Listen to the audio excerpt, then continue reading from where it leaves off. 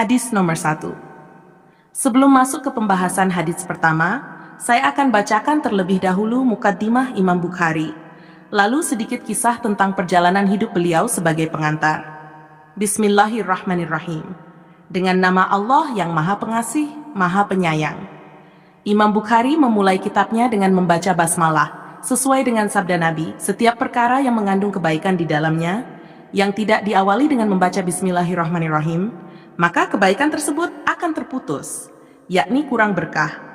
Sebagaimana yang tertulis dalam kitab Kasifatus Saja karya Syekh Nawawi Al-Bantani atau kitab lainnya yang membahas keutamaan basmalah. Qala Syekhul Imamul Hafidh Abu Abdullah Muhammad bin Ismail bin Ibrahim bin Al-Mughirah Al-Bukhari rahimahullahu ta'ala amin. Berkata Asy-Syekhul Imam Al-Hafiz Abu Abdullah Muhammad bin Ismail bin Ibrahim bin Al-Mughirah Al-Bukhari, semoga Allah Ta'ala merahmatinya, amin.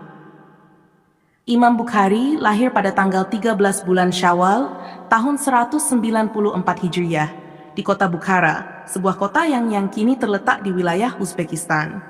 Ayahnya Ismail bin Ibrahim adalah seorang ahli hadis dan dikenal sebagai orang yang jujur dan bertakwa.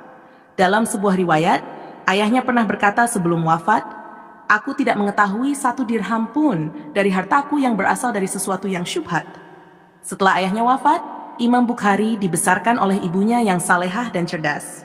Bahkan menurut riwayat yang sahih, Imam Bukhari sempat mengalami kebutaan di masa kecilnya. Lalu ibunya senantiasa berdoa hingga Allah mengembalikan penglihatannya. Ini disebutkan oleh beberapa ulama seperti Ibnu Hajar dan Az-Zahabi, dan dianggap kuat dari sisi sejarah. Sejak kecil, Imam Bukhari menunjukkan kecerdasan luar biasa dalam menghafal dan memahami hadis.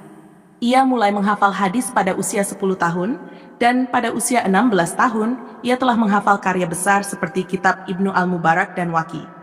Pada usia muda itu pula, ia memulai perjalanan menuntut ilmu ke kota-kota besar Islam seperti Mekah, Madinah, Kufah, Baghdad, Damaskus, dan Mesir. Dalam perjalanannya, ia bertemu dengan ribuan guru dan mendengar hadis langsung dari mereka. Bahkan dikatakan bahwa Imam Bukhari meriwayatkan hadis dari lebih dari 1.000 guru dan menghafal sekitar 600.000 hadis dengan sanad-sanadnya, termasuk yang sahih dan tidak sahih. Beliau menghabiskan lebih dari 16 tahun untuk menyusun kitab ini, dan setiap kali hendak mencatat sebuah hadis dalam kitab tersebut, beliau salat 2 rakaat memohon petunjuk kepada Allah. Ini menunjukkan betapa agung dan hati-hatinya beliau dalam menyusun kitab tersebut. Sahih Bukhari merupakan salah satu kitab hadis paling autentik dan dihormati dalam Islam. Kitab ini berisi kumpulan hadis yang diriwayatkan oleh Imam Bukhari setelah melalui proses seleksi yang sangat ketat. Namun, saat kita menelusuri isi kitab tersebut, seringkali kita menemukan perbedaan dalam penomoran hadis antara satu versi cetakan dengan yang lainnya. Perbedaan ini dapat menimbulkan kebingungan, terutama bagi para peneliti, pelajar, dan siapa saja yang berusaha merujuk hadis-hadis tersebut secara akurat. Sebagai contoh, hadis yang sama dalam 2 edisi yang berbeda bisa saja tercatat dengan nomor yang berbeda, meskipun isinya sama persis. Oleh karena itu, sangat penting untuk memahami latar belakang serta sistem penomoran yang diterapkan dalam berbagai edisi Sahih Bukhari. Dengan pemahaman ini, kita dapat menghindari kebingungan dan memastikan bahwa rujukan kita tetap tepat, meskipun ada variasi dalam penomoran yang digunakan di setiap edisi. Pada awalnya, Imam Bukhari tidak memberikan nomor pada hadis-hadis yang beliau kumpulkan dalam kitab Sahih Bukhari. Kitab ini disusun dengan sangat cermat, namun penomoran hadis baru diterapkan oleh para peneliti di kemudian hari untuk memudahkan pencarian dan referensi. Penomoran ini sangat penting karena Sahih Bukhari memuat lebih dari 7.000 hadis lebih yang tersebar di berbagai bab dan bagian termasuk pengulangan dan sekitar 2.600 hadis tanpa pengulangan. Dengan adanya sistem penomoran, para pembaca, pelajar, dan peneliti dapat dengan mudah melacak hadis-hadis tertentu tanpa harus mencarinya satu persatu di seluruh kitab. Berbagai sistem penomoran pun muncul untuk memberikan kemudahan akses dan referensi. Beberapa sistem penomoran yang paling terkenal kini banyak digunakan dalam edisi cetakan Sahih Bukhari, antara lain. Yang pertama, versi Muhammad Fuad Abdul Baqi. Salah satu sistem penomoran yang paling dikenal adalah versi yang diperkenalkan oleh Muhammad Fuad Abdul Baqi seorang ulama asal Mesir.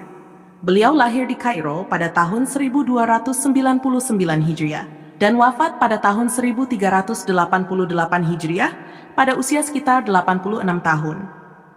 Abdul Baqi dikenal sebagai penulis, penerjemah, dan penyusun indeks hadis yang sangat dihormati di dunia Islam. Dalam edisi yang menggunakan sistem penomoran beliau, jumlah hadis dalam Sahih Bukhari tercatat sebanyak 7.563 hadis, yang sudah termasuk hadis-hadis yang terulang dalam berbagai bab. Yang kedua, versi Dr. Mustafa Al-Buka. Dalam edisi Fathul Bari karya Ibnu Hajar, penomoran hadis yang digunakan merujuk pada sistem yang dikembangkan oleh Dr. Mustafa Al-Buka, seorang ulama dan cendekiawan asal Suriah. Ia lahir pada tahun 1927 Masehi di Damaskus, Suriah, dan dikenal sebagai pakar hadis, khususnya dalam Sahih Bukhari, serta kitab-kitab hadis lainnya. Beliau wafat pada tanggal 15 Mei 2010. Dalam sistem penomoran yang beliau terapkan, jumlah hadis dalam Sahih Bukhari tercatat sebanyak 7.124 hadis. Sistem ini kini banyak digunakan karena dianggap lebih sistematis dan praktis untuk pelacakan hadis-hadis yang ada. Yang ketiga, versi Darul Alamiyah. Selain itu, ada pula edisi dari penerbit Dar al-Alamiyah yang berbasis di Beirut, Lebanon. Dalam edisi ini, jumlah hadis yang tercatat dalam Sahih Bukhari mencapai 7.003 hadis.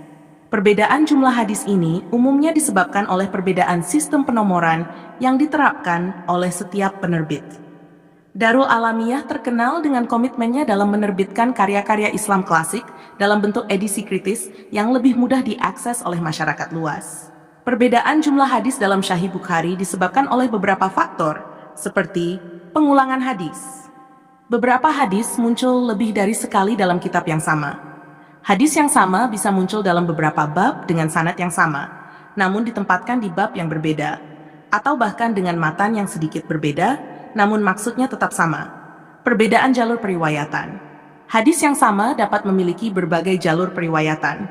Oleh karena itu, dalam beberapa versi penomoran, hadis yang berbeda jalur periwayatannya dihitung sebagai hadis yang terpisah. Metode klasifikasi. Masing-masing penyusun atau pengkaji hadis memiliki metode yang berbeda dalam mengklasifikasikan hadis, yang berpengaruh pada penomoran dan jumlah yang tercatat. Pendapat Ibnu Sholah dan Ibnu Hajar mengenai jumlah hadis dalam Sahih Bukhari. Menurut Ibnu Sholah, sebagaimana yang dikutip oleh Ibnu Katsir dalam kitabnya, jumlah hadis dalam Sahih Bukhari adalah sekitar 7.275 hadis, termasuk hadis-hadis yang terulang. Jika dihitung tanpa pengulangan, jumlahnya sekitar 4.000 hadis. Pengulangan ini merujuk pada hadis-hadis yang muncul lebih dari sekali dalam kitab tersebut, baik dengan sanad yang sama maupun berbeda. Ini menunjukkan bahwa penghitungan jumlah hadis dalam Sahih Bukhari dapat bervariasi tergantung pada apakah pengulangan dihitung atau tidak. Dalam Muqaddimah Fathul Bari, Ibnu Hajar memberikan penjelasan lebih rinci mengenai jumlah hadis dalam Sahih Bukhari. Beliau mencatat jumlah 2.602 hadis matan mausul tanpa pengulangan dan menambahkan 159 hadis matan mu'allaq marfu, hadis yang disebutkan tanpa sanad lengkap. Dengan demikian, jumlah hadis tanpa pengulangan menurut Ibnu Hajar adalah 2.761 hadis. Namun, jika dihitung dengan memperhitungkan pengulangan, ta'liqat, mutaba'at, dan perbedaan lafaz, jumlahnya bisa mencapai sekitar 9.082 hadis. Jumlah ini belum termasuk hadis mauquf, perkataan atau perbuatan sahabat, dan atsar tabi'in. Yang dimaksud tanpa pengulangan, berarti setiap hadis hanya dihitung satu kali, meskipun hadis tersebut muncul di beberapa bab yang berbeda. Jika dengan pengulangan, berarti setiap kali hadis muncul di bab yang berbeda, meskipun terdapat perbedaan sanad atau matan, hadis tersebut dihitung sebagai hadis yang terpisah.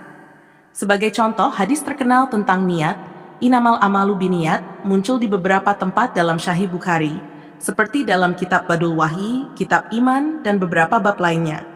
Oleh karena itu, meskipun hadis yang sama, nomor hadisnya bisa berbeda tergantung pada edisi dan sistem penomoran yang digunakan.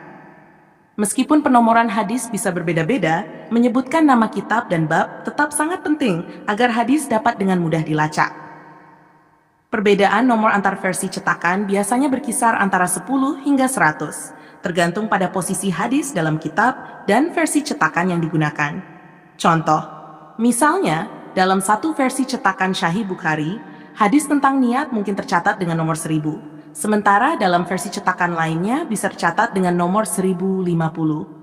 Meskipun ada perbedaan nomor, yang penting adalah kita menyebutkan nama kitab, yaitu Sahih Bukhari, dan bab yang bersangkutan, misalnya kitab iman, agar hadis tersebut bisa dilacak dengan mudah, meskipun penomorannya berbeda. Kaifa kana bad'ul wahyi ila Rasulillah sallallahu alaihi wasallam. Dalam pembahasan ini, Imam Bukhari akan menjelaskan tentang permulaan wahyu yang diturunkan kepada Rasulullah sallallahu alaihi wasallam. Ibnu Hajar dalam syarahnya berkata, jika ada pertanyaan, mengapa Imam Bukhari tidak melanjutkan penulisan kitab setelah basmalah ini dengan kalimat hamdalah dan syahadat, sebagai pengamalan dari hadits Nabi yang bersabda, setiap pekerjaan yang tidak dimulai dengan membaca hamdalah, memuji Allah, maka pekerjaan itu terputus dari rahmatnya. Pada hadits yang lain disebutkan, setiap khutbah yang tidak terdapat di dalamnya syahadat, maka khutbah itu seperti tangan yang terpotong. Kedua hadits ini diriwayatkan oleh Abu Daud dari Abu Hurairah. Maka jawabannya, pertama, yang terpenting dalam khutbah adalah memulainya dengan apa yang dimaksudkan. Imam Bukhari telah memulai kitab ini dengan membahas permulaan turunnya wahyu dan menjelaskan bahwa maksud dari pekerjaan itu harus sesuai dengan niatnya. Seakan-akan beliau ingin mengatakan, aku memulai pembahasan wahyu yang berasal dari Allah untuk menunjukkan ketulusan pekerjaan dan niatku. Sesungguhnya, setiap perbuatan yang dilakukan oleh manusia tergantung pada niat yang ada dalam hatinya. Oleh karena itu, cukuplah kita memahami masalah ini dengan makna yang tersirat. Metode penulisan seperti ini banyak kita temui dalam kitab-kitab lainnya. Jawaban kedua, mengenai hadits basmalah dan hamdalah. Kedua hadits tersebut bukanlah hadits yang memenuhi syarat Bukhari. Bahkan keduanya masih mendapat kritikan. Kita bisa setuju dengan kedua hadits ini sebagai hujah, namun maksud dari hadits-hadits tersebut bukan berarti harus diucapkan dan ditulis secara eksplisit. Mungkin Imam Bukhari telah mengucapkan hamdalah dan syahadat saat menulis, sehingga setelah itu, beliau merasa cukup dengan hanya menulis basmalah. Hal ini karena maksud dari ketiga hal tersebut, syahadat dan basmalah, adalah untuk mengingat Allah SWT, dan itu sudah cukup dengan mengucapkan basmalah. Sebagaimana dalam ayat Quran yang pertama turun, Iqra' bi ismi rabbika alladzi khalaq. Bacalah dengan nama Tuhanmu yang menciptakan. Yang berarti bahwa mengawali suatu perbuatan dengan basmalah sudah mewakili hamdalah dan syahadat. Kemudian, surat-surat Rasulullah yang dikirimkan kepada beberapa raja hanya dimulai dengan basmalah tanpa hamdalah dan syahadat. Hal ini terlihat dalam hadits yang diriwayatkan oleh Abu Sufyan tentang kisah Raja Heraklius, hadits yang diriwayatkan oleh Bara tentang kisah Suhail bin Amr dalam perjanjian Hudaibiyah, serta hadits-hadits lainnya yang insya Allah akan dibahas isi suratnya di hadits nomor 6 atau 7. Dari sini kita dapat memahami bahwa hamdalah dan syahadat hanya dianjurkan dalam khutbah, bukan dalam penulisan surat atau dokumen.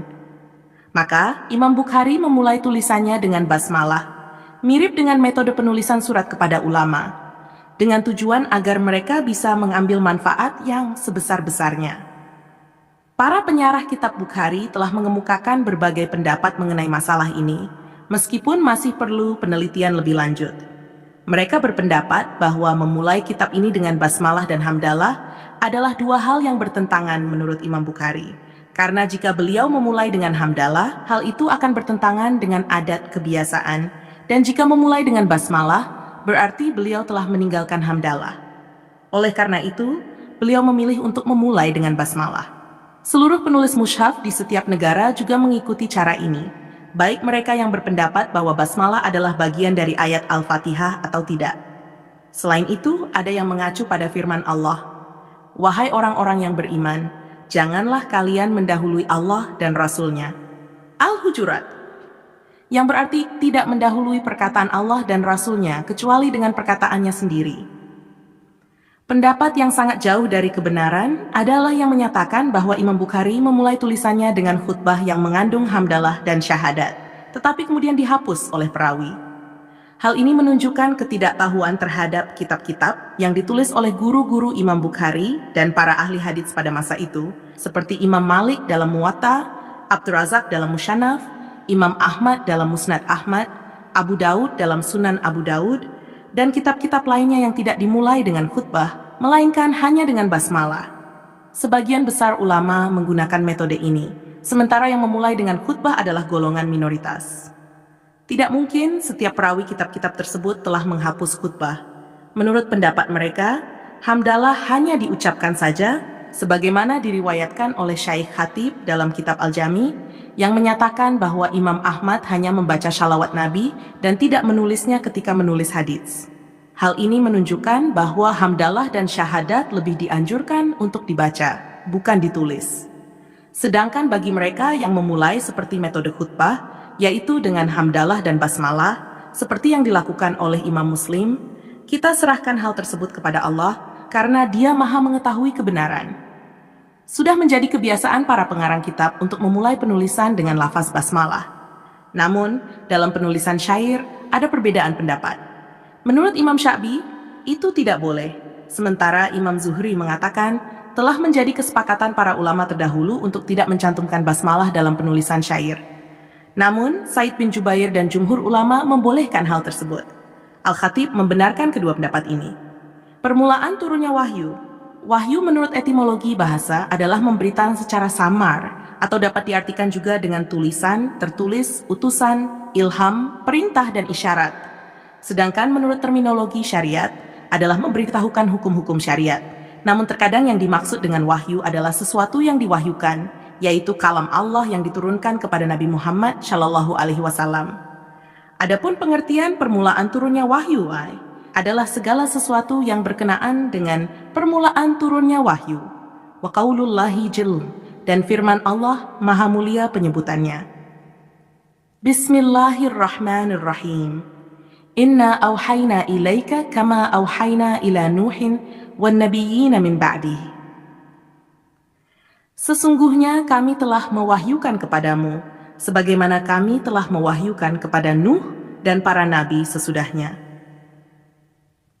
Ibnu Hajar dalam syarahnya berkata, ada pendapat yang mengatakan bahwa disebutkannya nama Nabi Nuh dalam ayat tersebut menunjukkan bahwa Nabi Nuh adalah nabi pertama yang diutus oleh Allah, atau nabi pertama yang kaumnya mendapat siksaan, sehingga tidak menyalahi pendapat bahwa Nabi Adam adalah nabi pertama.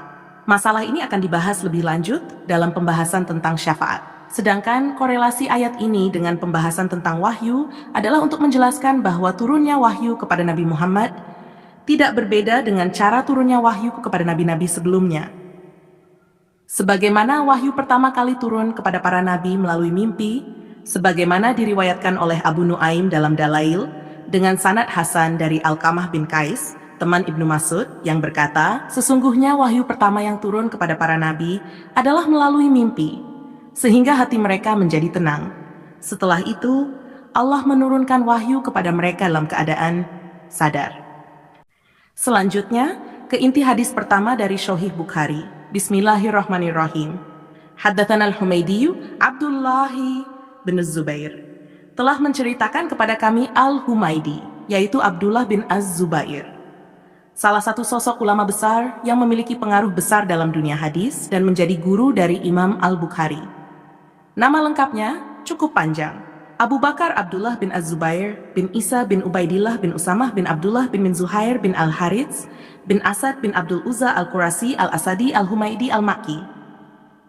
Ia adalah seorang ulama ahli hadis yang hidup di abad kedua Hijriyah dan memegang peranan penting dalam sejarah transmisi ilmu Islam, khususnya dalam bidang hadis. Beliau lahir di kota suci Mekkah, meskipun tanggal kelahirannya tidak tercatat secara pasti, dan wafat di kota yang sama pada tahun 219 Hijriah, atau sekitar 834 Masehi. Dalam dunia keilmuan, Al-Humaydi dikenal sebagai seorang muhadits, ahli hadis, ahli fikih, dan juga penulis. Ia merupakan murid utama dari Imam Syafi'i dan berperan besar dalam menyebarkan ajaran-ajarannya kepada generasi setelahnya. Dalam hal akidah dan manhaj, Al-Humaydi termasuk bagian dari Ahlus Sunnah wal Jamaah dan mengikuti jejak para salafus syalih, generasi awal Islam yang lurus dan murni dalam memahami agama. Di antara guru-guru beliau yang terkenal adalah Imam Syafi'i, Sufyan bin Uyainah, Waqi bin Al-Jarrah, dan Al-Futhail bin Iyad. Sementara di antara murid-muridnya terdapat nama-nama besar seperti Imam Al-Bukhari, penyusun Syahih Al-Bukhari, Abu Zur'ah Ar-Razi, Abu Hatim Ar-Razi, dan Muhammad bin Yahya Az-Zuhli. Salah satu karya monumentalnya adalah Musnad Al-Humaidi, yakni kumpulan hadis yang ia riwayatkan dari para gurunya, termasuk dari Imam Syafi'i sendiri. Qala haddatsana Sufyan, ia berkata telah menceritakan kepada kami Sufyan bin Uyainah. Ia adalah seorang ulama besar dan muhadits yang lahir di Mekkah pada tahun 107 Hijriah dan wafat pada tahun 198 Hijriah. Ia terkenal karena kepakarannya dalam ilmu hadis, fiqh, dan tafsir, serta dikenal sangat hati-hati dalam meriwayatkan hadis. Beliau belajar dari ulama besar seperti Imam Al-Zuhri dan Sufyan Al-Thawri, dan menjadi guru bagi Imam Al-Syafi'i, Abu Hanifah, dan Imam Al-Bukhari. Sufyan bin Uyainah sangat dihormati karena integritas dan keilmuannya yang luar biasa, serta perannya yang besar dalam mentransmisikan ilmu hadis kepada generasi berikutnya. Qala haddatsana Yahya bin Sa'id Al-Ansari. Ia berkata, telah menceritakan kepada kami Yahya bin Sa'id Al-Anshari. Qala akhbarani Muhammad bin Ibrahim At-Taimi. Ia berkata, telah mengabarkan kepadaku Muhammad bin Ibrahim At-Taimi annahu sami'a Alqamah bin Waqqas al-Laythi yaqulu, bahwa ia mendengar Alqamah bin Waqqas al-Laythi berkata, sami'tu Umar bin Al-Khattab radhiyallahu anhu 'ala al-mimbar. Aku mendengar Umar bin Khattab radhiyallahu anhu di atas mimbar berkata, sami'tu Rasulullah sallallahu alaihi wasallam yaqul. Aku mendengar Rasulullah sallallahu alaihi wasallam bersabda, Inmal al-a'malu bin niyat.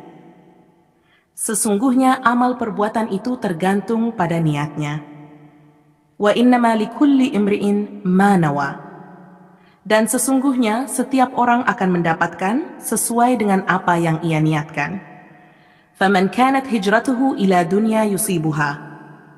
Barang siapa hijrahnya karena dunia yang ingin ia peroleh, au ila imra'atin yankihuha, atau karena wanita yang ingin ia nikahi, fahijratuhu ila ma hajara ilaihi, maka hijrahnya menuju kepada apa yang ia niatkan dalam hijrahnya itu. Penjelasan hadits menurut Ibnu Hajar dalam syarahnya, beliau berkata, lafaz alal mimbar, di atas mimbar, yaitu mimbar Masjid Nabawina, dan lafaz innamal a'malu bin niyat, tiap-tiap amal perbuatan harus disertai dengan niat, yaitu setiap pekerjaan harus didasari dengan niat. Al-Khawi mengatakan seakan-akan Rasulullah memberi pengertian bahwa niat itu bermacam-macam sebagaimana perbuatan. Seperti orang yang melakukan perbuatan dengan motivasi ingin mendapat ridha Allah dan apa yang dijanjikan kepadanya, atau ingin menjauhkan diri dari ancamannya. Sebagian riwayat menggunakan lafaz aniyat dalam bentuk mufrad dengan alasan bahwa tempat niat adalah dalam hati, sedangkan hati itu satu, maka kata niat disebutkan dalam bentuk tunggal. Berbeda dengan perbuatan yang sangat tergantung kepada hal-hal yang bersifat lahiriah, yang jumlahnya sangat banyak dan beragam. Sehingga dalam hadits tersebut kata amal menggunakan lafaz jama, yaitu al-amalu. Selain itu niat hanya akan kembali kepada zat yang esa dan tidak ada sekutu baginya. Lafaz hadits yang tertulis dalam kitab Ibnu Hibban adalah al-a'malu bin niyat. Tidak tertulis lafaz innama. Dan ini juga terdapat dalam kitab As-Shihab karangan Al-Qudhai. Akan tetapi, Abu Musa Al-Madini dan Imam Nawawi menentang riwayat ini. Lafaz innamal a'malu bin niyat mengandung arti hasyr, menurut para muhakkik. Setiap perbuatan pasti membutuhkan pelaku, maka kalimat al-a'malu secara lengkap adalah al-a'malu as-sadiratu minal mukallafina bin niyat. Perbuatan yang berasal dari orang-orang mukallaf, orang yang dikenai beban syariat. Dengan demikian, apakah perbuatan orang kafir termasuk dalam kategori ini? Jawabnya, tidak termasuk, karena maksud perbuatan dalam hadits ini adalah ibadah, sehingga orang kafir tidak termasuk dalam hadits ini, meskipun mereka diperintahkan untuk melaksanakan dan akan mendapat hukuman apabila meninggalkannya. Bin niyat, dengan niat. Huruf ba menunjukkan arti musyahabah, menyertai. Dan ada juga yang mengartikan sababiyah, menunjukkan sebab. Imam Nawawi mengatakan bahwa niat berarti maksud, yaitu keinginan yang ada dalam hati. Tetapi Syaikh Al-Karmani menambahkan bahwa keinginan hati adalah melebihi maksud. Para ahli fikih berselisih pendapat untuk menentukan apakah niat itu termasuk rukun atau syarat. Dalam hal ini, pendapat yang paling kuat adalah pendapat yang mengatakan bahwa mengucapkan niat di awal pekerjaan adalah rukun, sedangkan menyertakannya dalam pekerjaan adalah syarat. Dalam lafaz hadis tersebut ada kata yang dihilangkan sebelum jar majrurnya. At-Tibi berkata, perkataan Allah adalah berfungsi untuk menjelaskan hukum syariat, karena perkataan tersebut ditujukan kepada orang yang mengerti, seakan-akan mereka mendapat perintah apa yang tidak mereka ketahui kecuali dari Allah. Baidhawi berkata, niat adalah dorongan hati untuk melakukan sesuatu sesuai dengan tujuan, baik mendatangkan manfaat atau menolak mudarat, sedangkan syariat adalah sesuatu yang membawa kepada perbuatan yang diridai Allah dan mengamalkan segala perintahnya. Niat dalam hadits ini menunjukkan makna etimologi bahasa, seakan-akan hadits ini mengatakan tidak ada perbuatan kecuali berdasarkan niat. Tetapi niat bukan inti dari perbuatan tersebut, karena ada beberapa perbuatan yang tidak didasari dengan niat. Maka maksud penafian tersebut adalah penafian hukumnya, seperti sah atau kesempurnaan perbuatan.